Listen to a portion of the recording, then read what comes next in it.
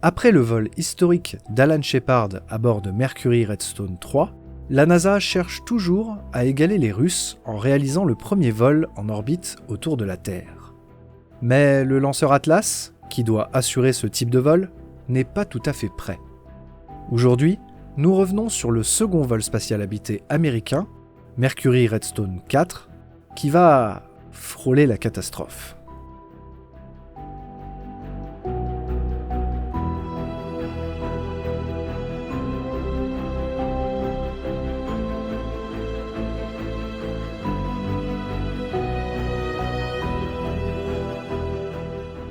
Alan Shepard revient au Cap avec beaucoup de savoir à transmettre.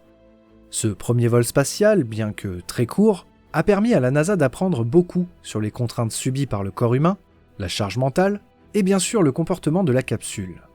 Les deux autres astronautes qui s'apprêtent à s'élancer, Gus Grissom et John Glenn, ont hâte, eux aussi, de partir à l'assaut de l'espace. Mercury Redstone 4, qui s'annonce comme une mission clone de la précédente, est prévu pour juillet 1961, avec Grissom à bord. Tandis que la capsule et le lanceur sont préparés en Floride, les entraînements et exercices physiques continuent sans relâche dans le hangar S. Grissom, accompagné de son astronaute de réserve Glenn, passent leur journée entre les sessions de centrifugeuse et de simulateurs divers. Entre avril et juillet 1961, chacun d'entre eux va simuler près de 100 vols, soit une moyenne de 20 par mois. Mais s'ils s'entraînent autant, c'est aussi car la mission, en apparence identique à celle de Shepard, inclut quelques nouveautés.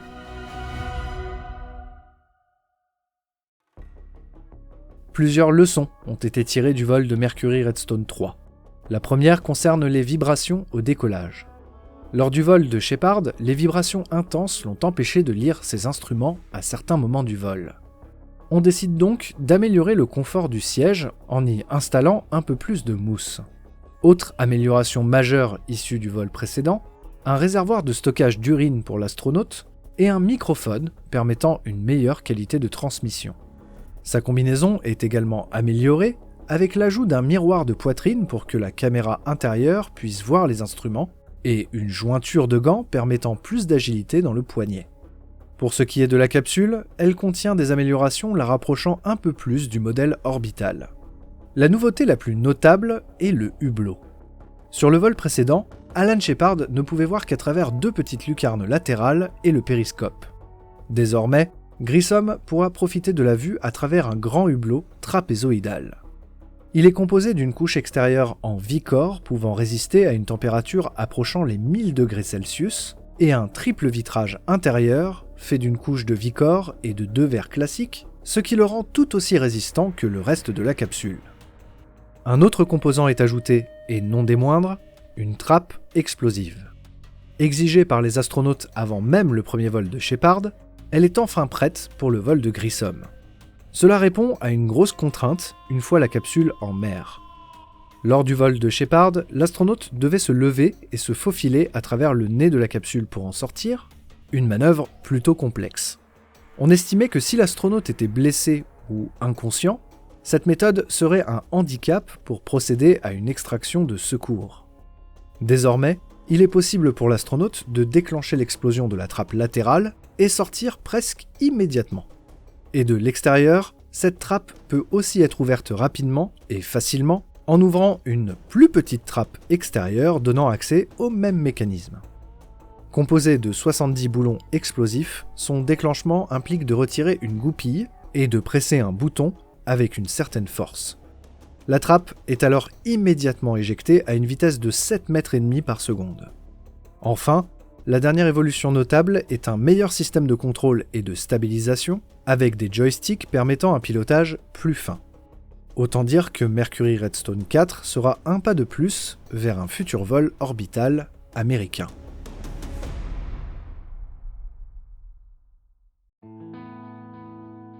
Bien que passionné par l'aviation dès son plus jeune âge, Gus Grissom ne touchera que très peu les commandes d'un avion avant la guerre de Corée.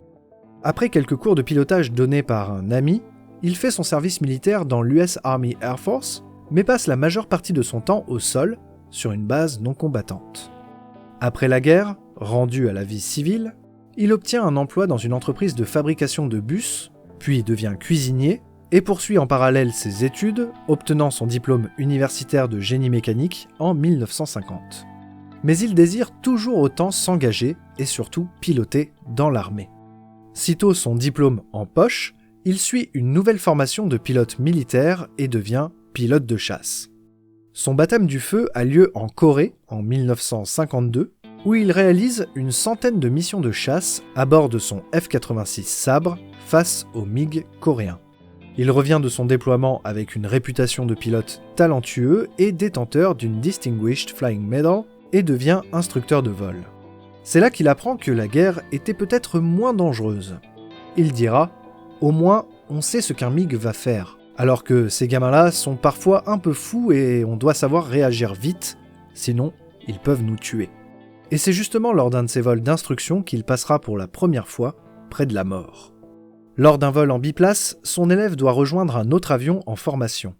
Grissom se trouve en place arrière. Mais alors qu'il s'approche beaucoup trop rapidement de l'avion cible et qu'il réduit les gaz, le bracelet de son élève se prend dans la manette contrôlant les volets. Ils sont actionnés et à cette vitesse, l'un d'eux s'arrache. L'avion commence à partir en tonneaux et Grissom réussit à sauver l'avion en reprenant de force les commandes. Un autre accident, impliquant cette fois-ci le futur astronaute Gordon Cooper et lui, manque de leur coûter la vie. Lorsqu'ils décollent ensemble dans un T-33 en juin 1956, l'avion perd sa puissance juste après avoir quitté la piste. Le T-33 est détruit, mais les deux hommes s'en sortent miraculeusement indemnes. Pour autant, il en faut plus à Grissom pour le décourager de voler. Il obtient une licence en aéromécanique et devient pilote d'essai. Et c'est en tant que capitaine de l'US Air Force, et fort de plusieurs milliers d'heures de vol, qu'il est sélectionné pour le programme Mercury et affecté au second vol américain dans l'espace.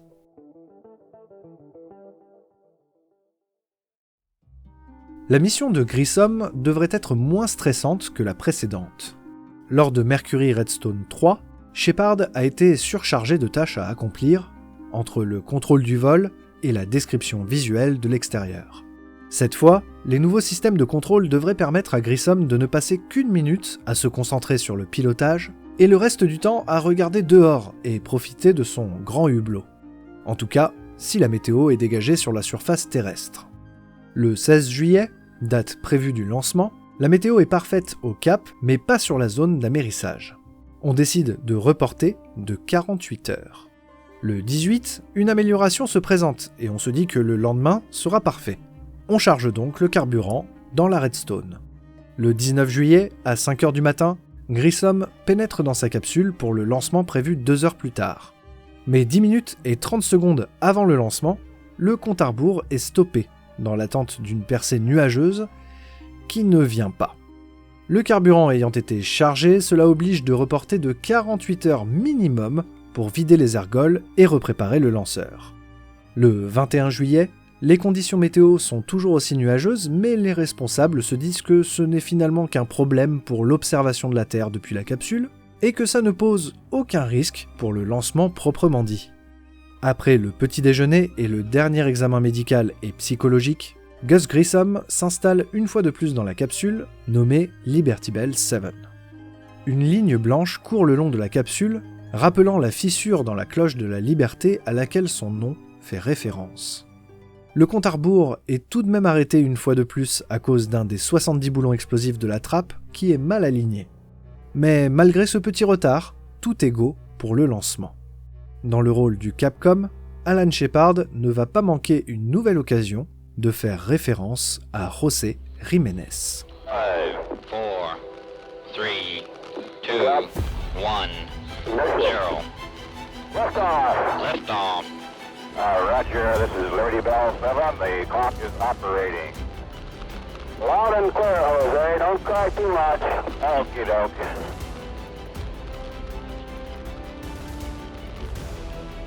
Okay, it's a nice ride up to now. Loud and clear. Roger.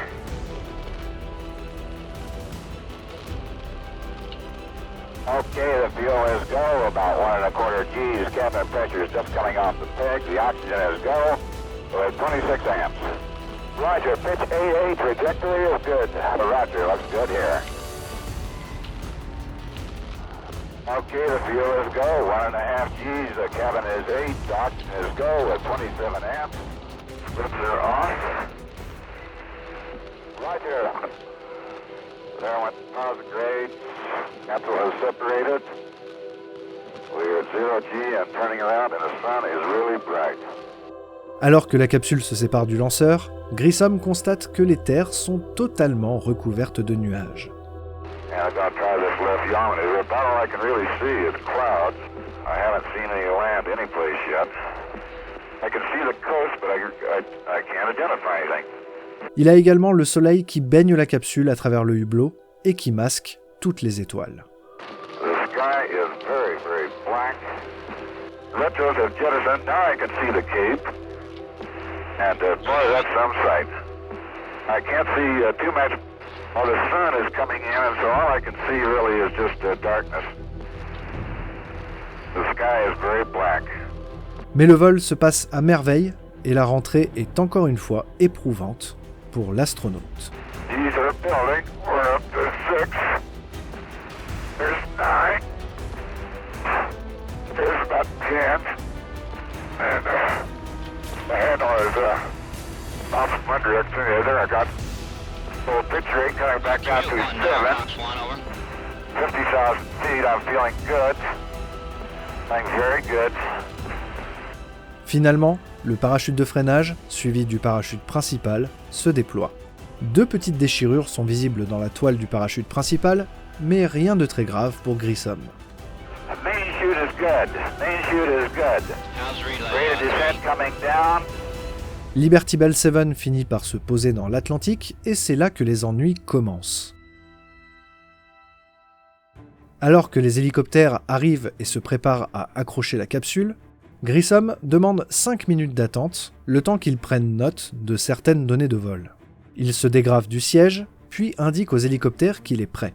Mais soudain, la trappe explose et l'eau s'engouffre dans la capsule qui se met à couler.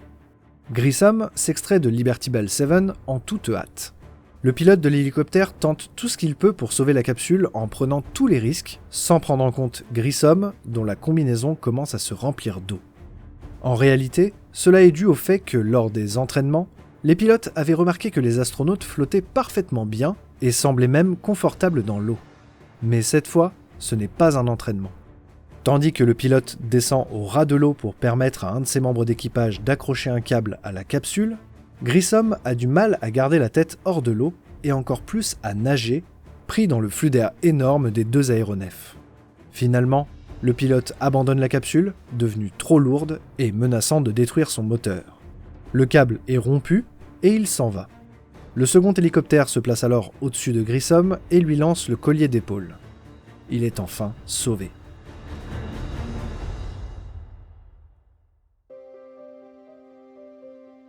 Dans le film L'étoffe des héros, il est longuement en question de ce qui a suivi cet incident. On y voit un Gus Grissom torturé, qui se bat contre tout le monde à la NASA et dans sa famille, insistant sur le fait qu'il n'a pas déclenché l'explosion de la trappe. Mais ce qui n'a pas été montré, c'est que suite à cela, son collègue et ami Wally Schirra, qui était responsable de la conception de cette trappe, a voulu innocenter Grissom par une petite expérience. Lors des vols de Glenn, Schirra et Cooper, les 3 astronautes déclencheront l'explosion de la trappe une fois la capsule sur le bateau. Le constat est sans appel. En appuyant sur la commande de détonation, à chaque fois, l'astronaute se fait légèrement brûler la main. Or, celle de Grissom était parfaitement intacte. L'explosion venait donc bien d'un défaut de fonctionnement et pas d'une erreur de Gus Grissom. Aujourd'hui encore, le mystère de cette trappe n'a pas été tout à fait résolu. Pendant des décennies, la capsule reposant à 4500 mètres sous la surface représentait un espoir de percer ce mystère. Il faudra pourtant attendre 1999 pour que Kurt Newport, un aventurier passionné d'espace, ne monte une ambitieuse expédition pour récupérer Liberty Bell 7.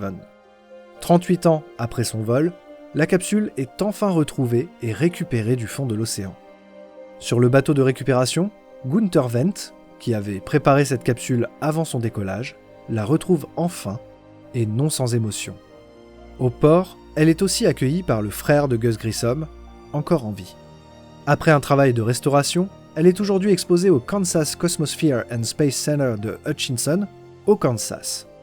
Même si par la suite les vols Mercury seront dotés de trappes explosives, cet incident fera que les capsules Apollo n'en auront pas.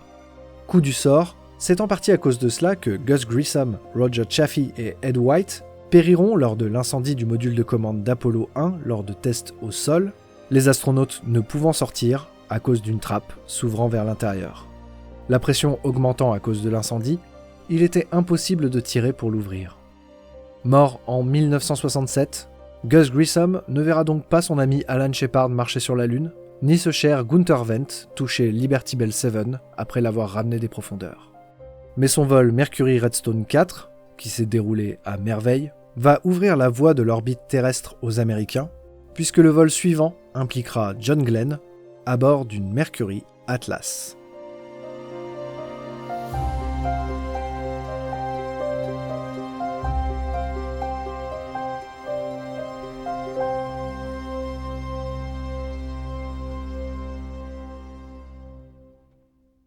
J'espère que cette troisième partie du programme Mercury vous aura plu. Si c'est le cas, vous pouvez évidemment laisser un pouce en l'air, commenter et bien sûr vous abonner. J'en profite pour vous dire que cet épisode a été entièrement écrit, enregistré et monté sur Twitch, dont le lien s'affiche ici mais aussi en description, et que la plupart des photos que vous avez vues lors de l'épisode provenaient de mon site, wikiarchive.space, qui rassemble des milliers et des milliers et des milliers de photos du spatial que vous pouvez librement télécharger, et des centaines pour le programme Mercury à lui seul.